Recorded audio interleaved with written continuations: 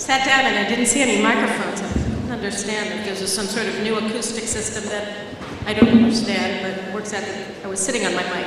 Anyway, good morning, everybody. Thank you so much for joining us at the Jerusalem Post Conference. I'm glad to be welcoming you.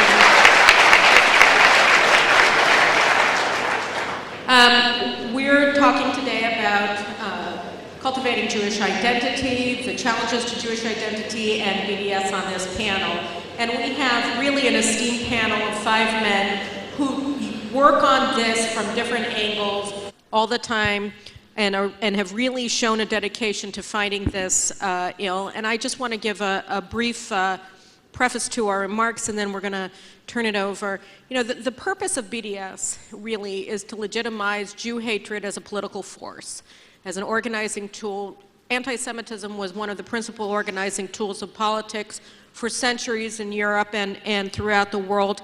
And we see today that through the BDS movement, they're trying to transform this ancient hatred again into a political force after 75 years in remission since the Holocaust.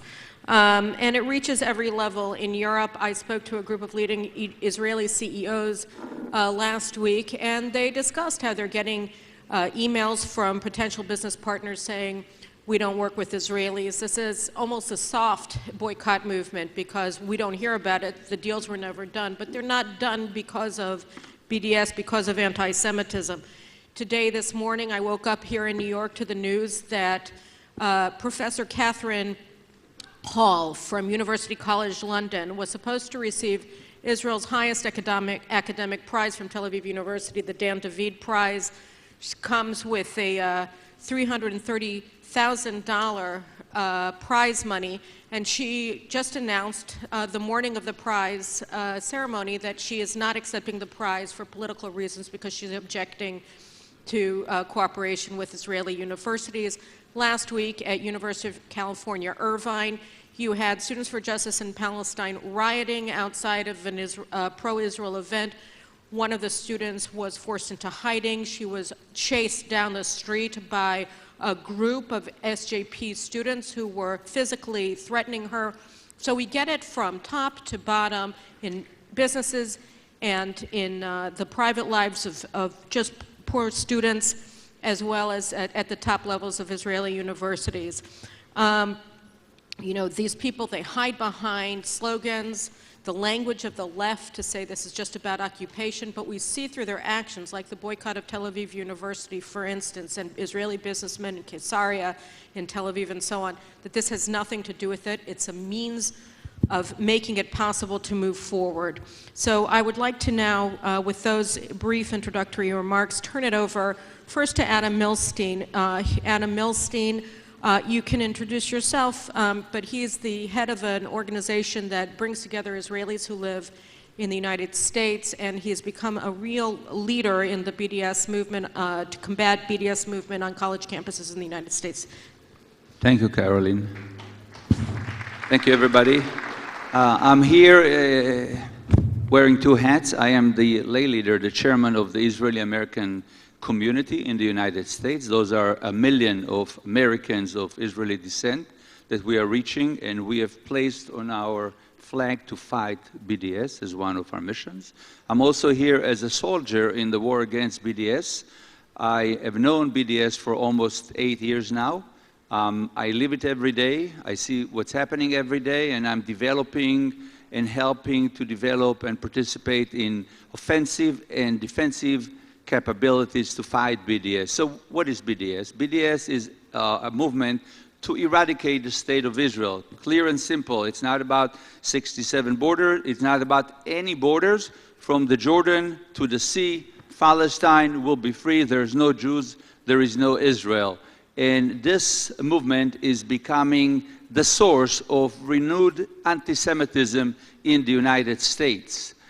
In fact, this movement is not just about Israel. It's one to eradicate the state of Israel, but the ultimate goal is the United States of America. It's our democratic way of life. It's the freedom of speech. It's the way we live here. So it's not just upon us to wake up. America needs to wake up. Europe have not waken up in time, and I'm not sure if they can do anything about it, but America should wake up. Let me give you an example. The leader of the Student for Justice in Palestine, Hatem Bazian, said in a rally in San Francisco that the people in America should stand up, start an intifada here in the United States against the American administration. If you look at what they're saying, they're starting to mix their anti-Israel rhetoric with anti-American rhetoric. The professors that are promoting BDS on campus, they're also all anti-American. Have I finished? Wow, I just started. Okay. You'll have more time. I have more time? I forgot, I should have told you the ground rules from the beginning. I told the gentleman up here. We're going to do 3 questions for me, and then each time everybody's going to get a specific amount of time. You had 2 minutes, the next round will have 3, and then the last one will have 2. So it was about how does BDS impact your work, and your work is about combating that kind of hatred. Is it President Louis? Now it's Rabbi Eckstein, don't worry. Gary Eckstein, Rabbi Eckstein is been cultivating enormously important cooperation with Christian Zionists here in the United States. And so how do you see BDS impacting your work with the Christian community here in the United States? God bless him. Boker tov lekulam, to everyone. I want to first commend you, Carolyn, a champion of the Jewish people. Commend the Jerusalem Post for inaugurating this important seminar, Kol HaKavod. Okay, well, that won't count. Okay, do I get extra 15 seconds? The fact of the matter is that the BDS movement is not, in my opinion, seriously affecting the relationship with evangelical Christians. I know there are some articles that saying that that the movement is, but it's really just picking up a couple of people and groups on the left wing of the evangelical community. The center and the right, which is the stronger in numbers and influence, is still solidly behind Israel and the Jewish people because it's based on the Bible. And so what I believe, the Gemara says that if you're fortunate, Zocha melachtan ne'aset al yedei acherim. If you're fortunate, your work will be done by others. I think the Jewish community is making a serious mistake. We're relying only on ourselves, and we can't do it alone. There are not too many Jews in Korea, where we have an office, not too many Jews in Brazil, where we have an office, Costa Rica. China has 100 million evangelical Christians, potential supporters of Israel. The way long-term to fight the BDS movement is to build strategic alliances and friendships with our friends. We have today a group of 25 of the leading representatives of the African American community going to Israel with us on a one-week tour. That's the way you need to do it. The seminaries. I didn't hear the beep. Oh, okay, okay. The silent beep. Rabbi Margolin is the head of the European Jewish Association, and he has really just been groundbreaking in his efforts to try to galvanize action in Europe against anti-Semitism, against the growing BDS movement, which is governmental in Europe as opposed to in the United States where it's not. So I'd love to hear how you see your work in Europe. How does the question of Jewish identity meld with the question of BDS in order to challenge the Jewish communities in Europe and also to empower them? Thank you. Indeed, as the director of the European Jewish Association, which represents hundreds of Jewish communities and organizations in Europe, I believe that the BDS is not challenging Israeli exports to Europe. It's not about boycotting Israeli products.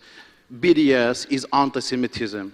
And anti-Semitism in Europe influenced immediately the situation of the Jewish people in Europe. It influenced their security. It influenced their hope about future in Europe. So BDS is not just a way to attack Israel, but is a way to attack the Jewish people in Europe. And we also the numbers about the level of anti-Semitism in Europe.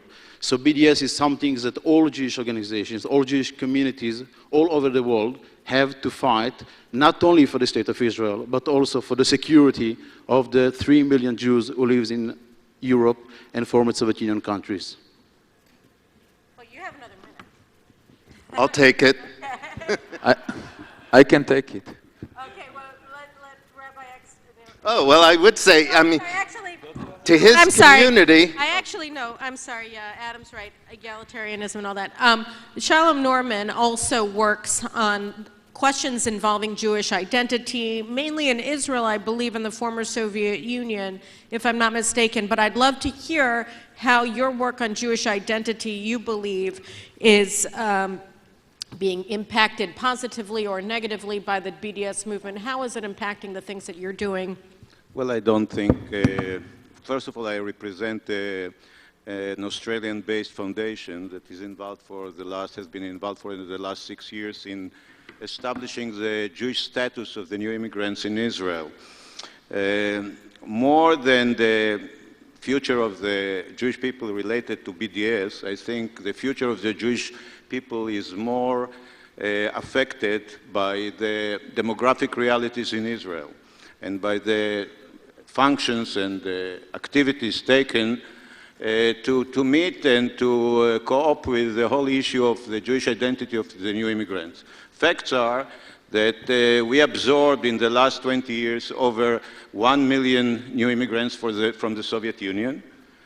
Out of them, 322,000 were not Jewish, according to halacha. Nowadays, we enjoy the numbers that we haven't enjoyed for the last 15 years. We have over 15,000 immigrants coming to Israel, and the ones below the age of 40, 85% of them are not halachically Jewish. And I'm here only because in the streets of New York, the major campaigns to let my people go, the major successes in legislation, Jackson-Vinnick, Lautenberg, and with all these successes, we don't hear the voices of the American Jewry vis-à-vis the religious establishment in Israel. The fact that we have to do much more in order to guarantee the Jewish character of the State of Israel. Now, it's not related directly to BDS, but you know, if we don't recognize our own, how can we cope with the enemies outside? And it's not necessarily what the Goyim are doing, as somebody said, it's what we are doing about it. And that's a call to the American Jewry, to the world Jewry, to do much more on this and to be as successful as in the 90s. Well, the gates were open, and now there is this task to do something about those immigrants. So I think that, you know, this is a great lead-in to member of Knesset Elazar Stern, because really the question is, we are now, the majority of Jews are living in Israel. And so we do have a responsibility to world Jewry and to our own people to be able to build the kind of institutions we need in order to fulfill our task. And I know that you've been working an enormous amount on Jewish identity issues, both in the Knesset and outside of them. I'd love to hear how these challenges, both the identity challenge as well as the anti-Semitism challenge of BDS, impact your work and shape what you're doing. Yes. Thank you, Carolyn. Thank you, Shalom. But before, I'm sitting here and I cannot ignore what was saying here by one of the ministers, Gilad Erdan. I think to criticize Bogi Yelon, who served many years as the chief of staff of IDF, commander of Sayeret Matkal paratroopers, settled the Negev, and try to teach him what's the meaning of serving the army, which is depend on Ministry of Notes in Hebrew and in English, is a chutzpah.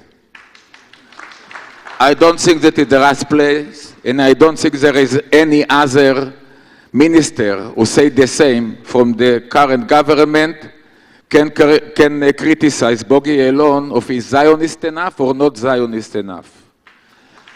And then, and unfortunately I cannot ignore it, as I said. Now, before I will go to the challenge of the last touch in this issue, if there is a connection between the DBS and what happened in Israel in our time, it's fire Minister of Defense few days after he's standing for the ethics of the IDF. You know, if you want, I'm not sure, but if you want, it's a little contribution to the BDS outside of Israel. And let's go to our issue. I really believe that BDS, it's simply, and it's the closest term to anti-Semitism in our days. And we ask ourselves, where are all our ambassadors here and all over the world? Because there is no doubt for me, there is no reason to justify what the BDS said. I can tell you that there is no army all over the world which behave in a higher moral that our soldiers behave in our circumstances. And, Right. and the reason that we, from time to time, we criticize ourselves is because we are the most sensitive people after we survived the Holocaust to this issue. Thanks. Okay. Thanks. All right, so now we're going to start the second round, and I'd like Adam Milstein to begin it again. How are you personally fighting BDS that you were describing before I cut you off so rudely? Here you go. Thank you.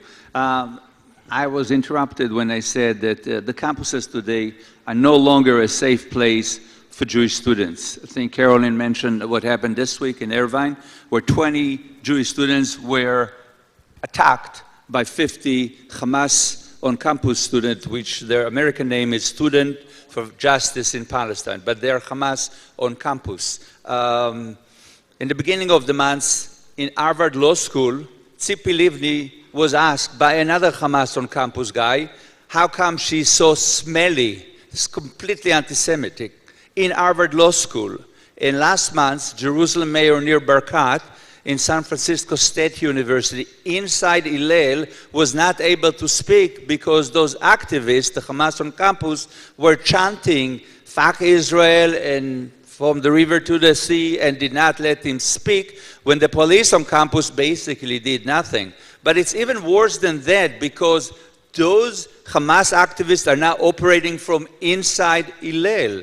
Just a couple of weeks ago, during Yom HaZikaron, which is the day we commemorate the fallen soldiers and the victim of terrorist attack, on that day, J Street U and Student for Justice in Palestine held a Nakba event in Brown, Rhode Island, inside Hillel, with the approval, or known and unknown, but approval of the staff of Hillel. Now, a month ago here in Columbia University in New York, also inside Hillel, they have invited Breaking the Silence to speak about the human rights and the criminal acts of the IDF in the West Bank.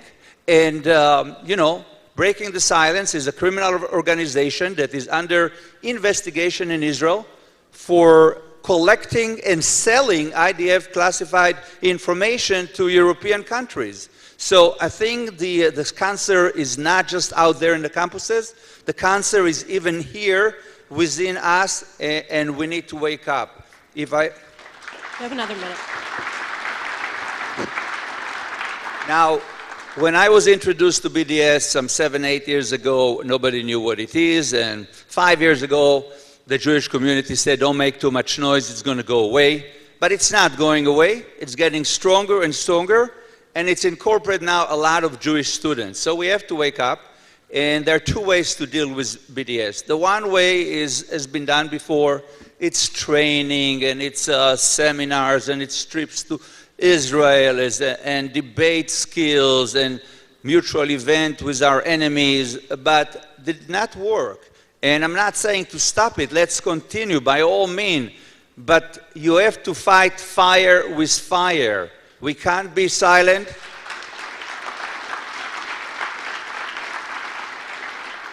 We can't be politically correct, and there is no way that we can dialogue. Thank you. There is no way we can dialogue and have a discourse with people who want to eradicate us. It just doesn't make sense.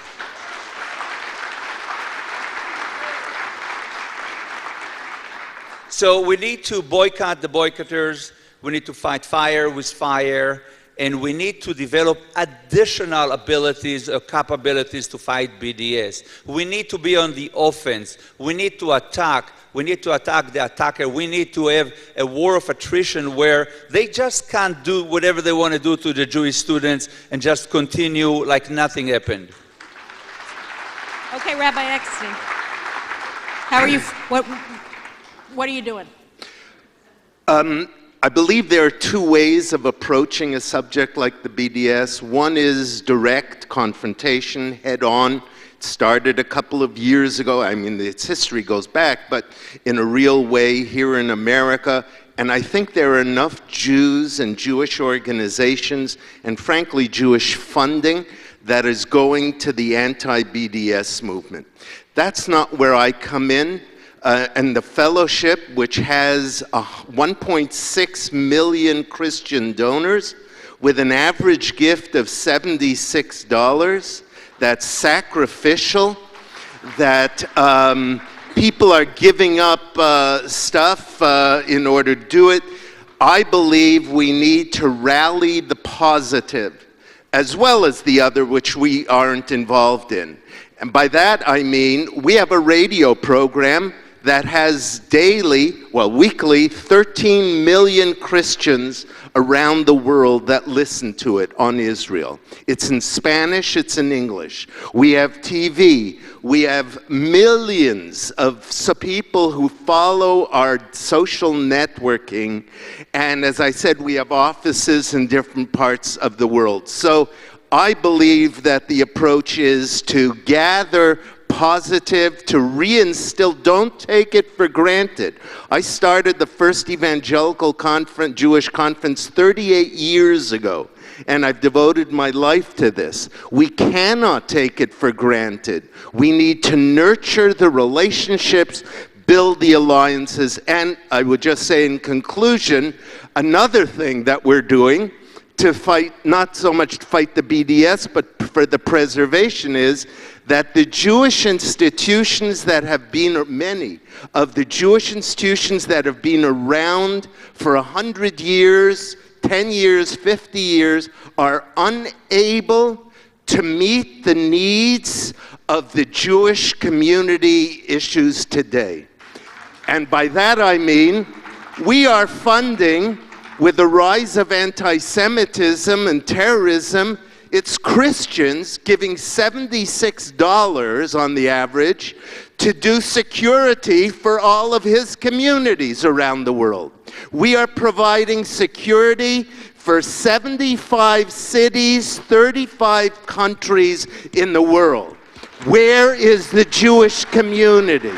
We are bringing Jews on Aliyah in the thousands. And finally, we are picking up the voids of helping the poor and the needy, and the fact that today, in the wealthiest time of the wealthiest Jewish community in the history of the world, Holocaust survivors are going to sleep hungry, not just in the former Soviet Union, but in Israel. To me, and it's being picked up by Christians, to me, is a failure of the Jewish institutions, and we need to do better. Thank you. Thank you. Rabbi Margolin, your 3 minutes. I think I will take now my minute from before. 3 years ago, I had the privilege to found an organization by name EIPA, Europe-Israel Public Affairs, which aimed to fight against the BDS, to make Europe closer to Israel, and to improve the image of Israel in Europe. I know it's sounding a very heavy task, and indeed Mr. Stern was at the at the first event we organized. During the last few years, we brought to Israel hundreds of senior journalists from the leading newspapers in Europe. We organized briefings in Europe for the senior European journalists. We brought members of the European Parliament and their advisors to Israel, and we organized briefings for them. And I'm proud to tell you that in the last year and a half, we succeed to secure over 400 positive articles about Israel in the biggest newspapers in Europe.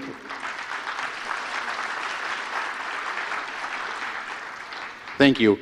There are a way to do it. We cannot just say we can't. We could, and I think that we show it in the last few years that we could.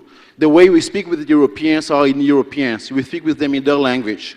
We show them that to support Israel is not only to be correct about the justice, but we show them how if they boycott Israeli products, how many Europeans will suffer because Israeli products save so much of the European lives. We show the Europeans that if they will not support Israelis, then it will also increase the level of anti-Semitism in Europe, which of course they don't want to do so.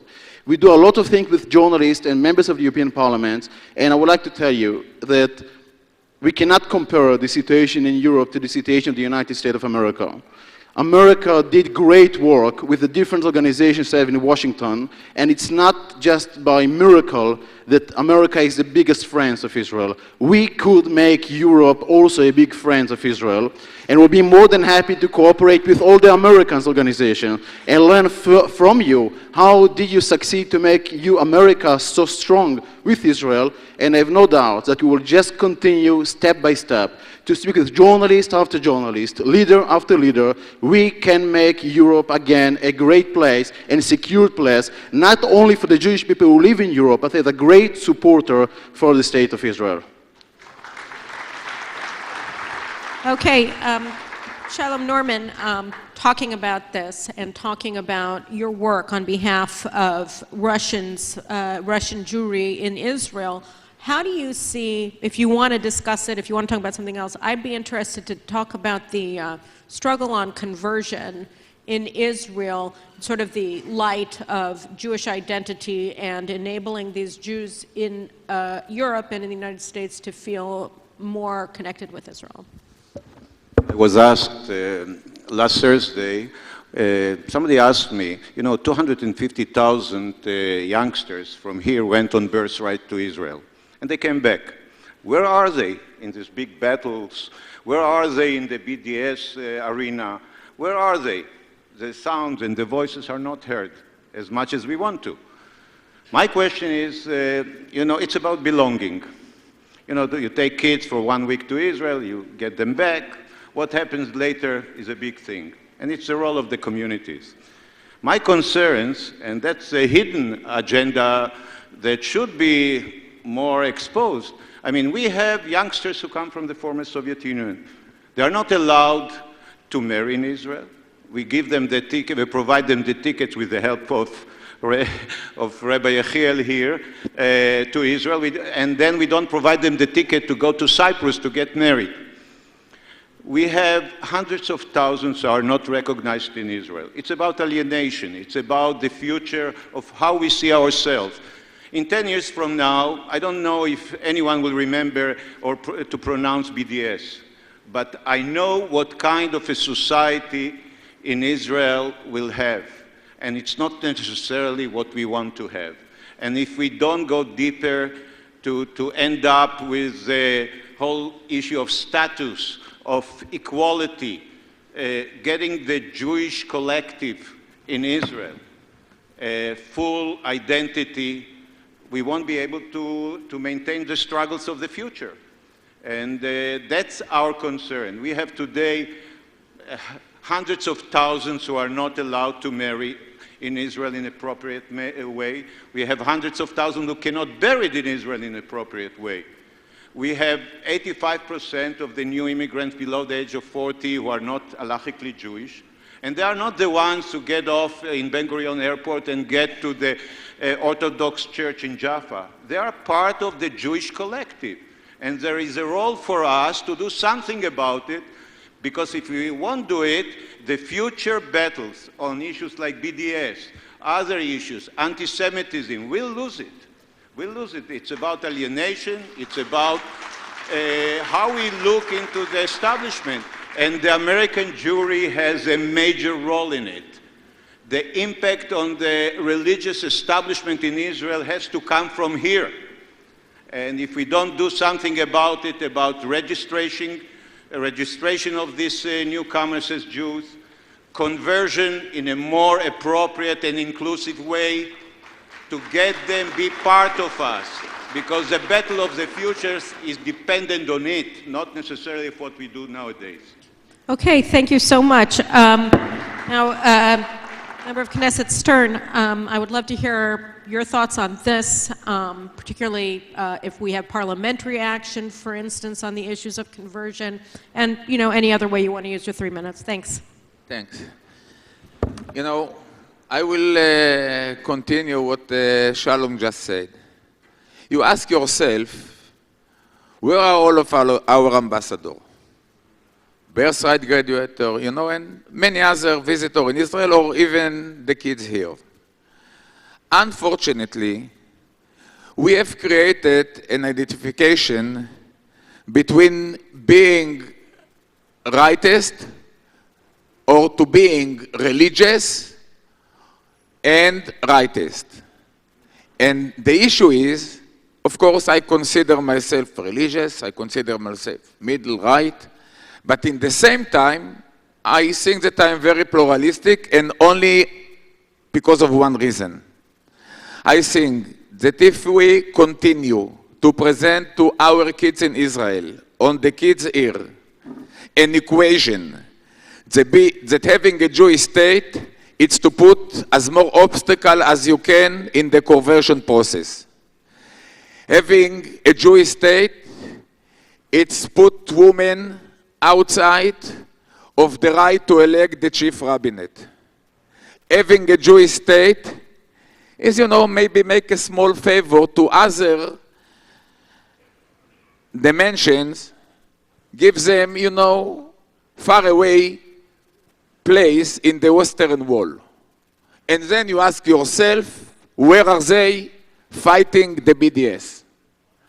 I think that the BDS is temporary challenge. But giving the right of being proud Jewish to every one of our kids, it's strategic challenge and strategic reach about our current behavior. And what I truly believe, that in 80 years, when we'll not have with us any more Holocaust survivor, or parents who came on a small boat from Morocco or in donkey from Yemen. And if we will not succeed to give them a Jewish meaningful, here and in Israel, we can try to find them. They will not be not only fighter to the BDS. Unfortunately, we will not give them a reason to stay in Israel. Because I believe, I am there for many reasons. One of them is because I believe that the God sent us there. But you have to know that many of our kids doesn't think but they want to be Jewish, even they exercise their Jewish life, unlike myself. They don't wear kippahs, they don't wear tzitzit. Thank you.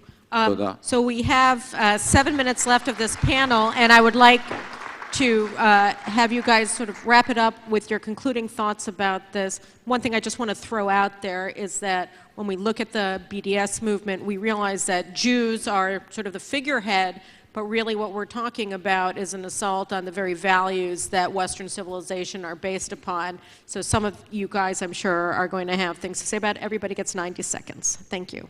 Thanks.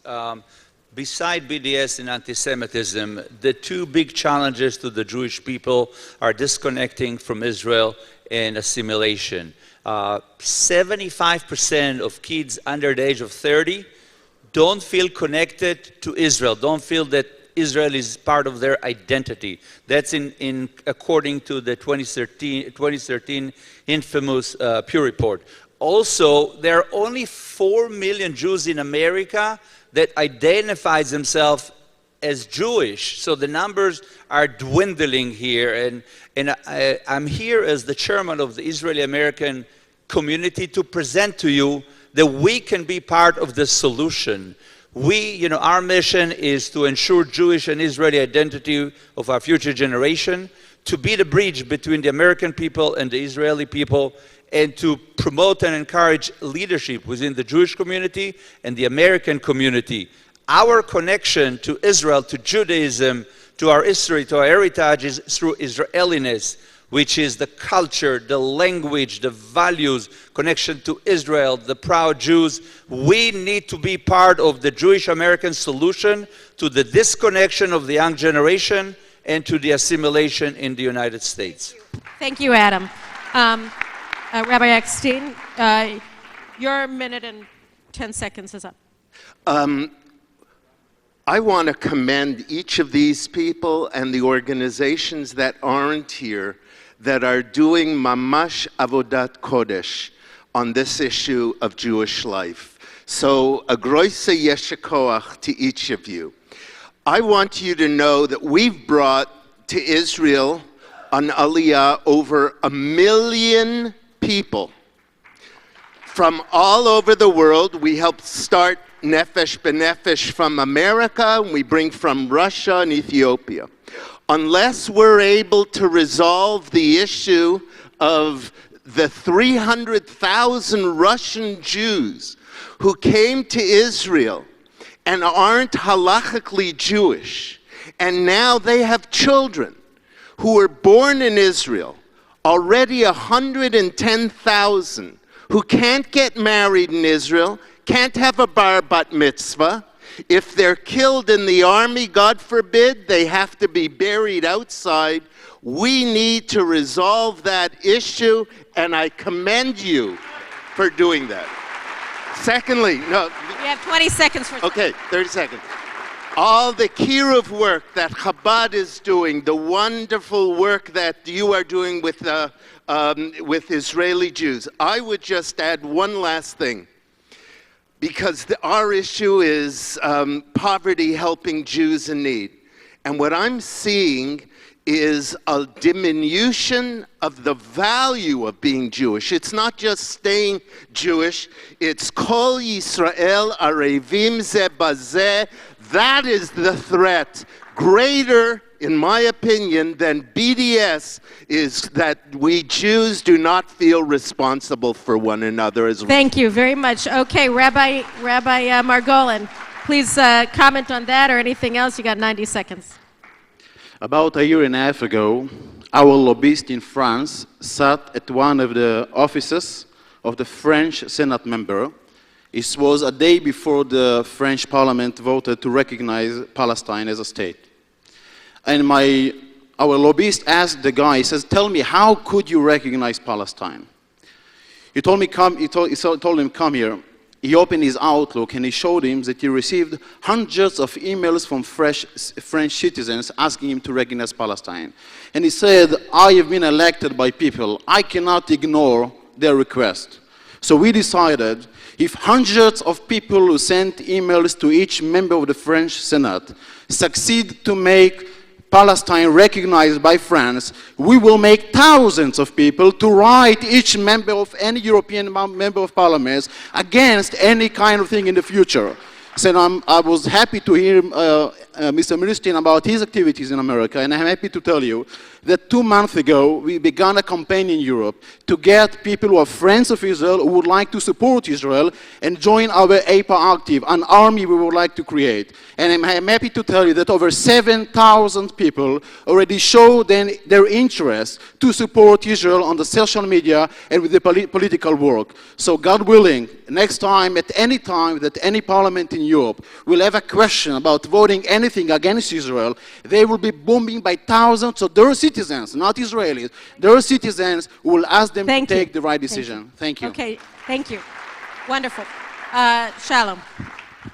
You know, we opened 2 classes of conversion for candidates on Aliyah in Moscow, in the Central Synagogue, with the help of the local congregation. We opened the class in Kiev. We are going to open one in Dnipropetrovsk. These are the candidates for Aliyah who are below the age of 40. They will be able to fight anti-Semitism as Jews, not as Goyim in Israel. And that's the one thing. But it's just a drop in the sea. We need much more than that. The efforts that started with Chaver Knesset Stern, with the legislation on conversion that failed, now got another solution coming from the Supreme Court. And it allows us to open the gates, to be more inclusive in our approaches. And I think this is the way to go. But we need your support. We need the support of the rabbis. Thank you. Thank you very much. Okay. Elazar, why don't you give the last word on this? Thank you. Okay, you know, to be a little bit kind of extreme, I think that the BDS welfare, it's right to avoid the real, you know, it's temporary challenge. I agree with it. It's very important. But it's one of the issues that the government raised in order not to fight the real challenge of the future of the Jewish people here. And unfortunately, according after what Adam Milstein just said, in another 10 years, this hall is going to be 1/4 full. Thanks. Thank you guys so much. Thank you, gentlemen. Thank you to the audience. And I'll just add, you know, I think that we have to really understand that BDS is about the haters. Jewish identity is about us. And we have to fight the haters, and we have to love ourselves. So thank you all very much for what you do. And thank you all for listening, and we'll move on now. Thank you.